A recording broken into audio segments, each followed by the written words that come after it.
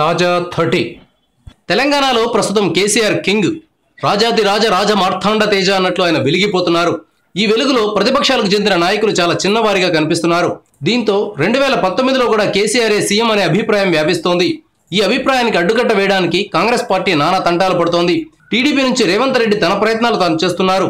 BJP వాళ్ళైతే దక్షిణాదిన అధికారం అందుకోబోతున్న రెండో రాష్ట్రం తెలంగాణ అని గట్టిగా నమ్ముతున్నారు. ఈ పరిస్థితుల్లో పవన్ కళ్యాణ్ కూడా తెలంగాణ మీద దృష్టి సారించినట్లు తెలుస్తోంది. 2019 ఎన్నికల్లో ఏపీలో సీఎం కావాలనే లక్ష్యంతో పవన్ కళ్యాణ్ పనిచేస్తున్నారు. అదే సమయంలో తెలంగాణలో కూడా ప్రజాదరణ కలిగిన వ్యక్తిని సీఎం రేసులో నిలపాలని పవన్ భావిస్తున్నట్లు సమాచారం.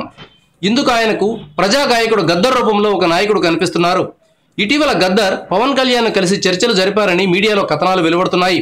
తెలంగాణ రాష్ట్రం ఏర్పడినా పరిస్థితిలో పెద్దగా మార్పు రాలేదని గద్దర్ భావిస్తున్నారని, రాజకీయాలకు వెళ్లడానికి జనసేన సరైన వేదిక అవుతుందని ఆయన అనుకుంటున్నారని రాజకీయ పరిశీలకులు అంచనా వేస్తున్నారు. Thank you viewers.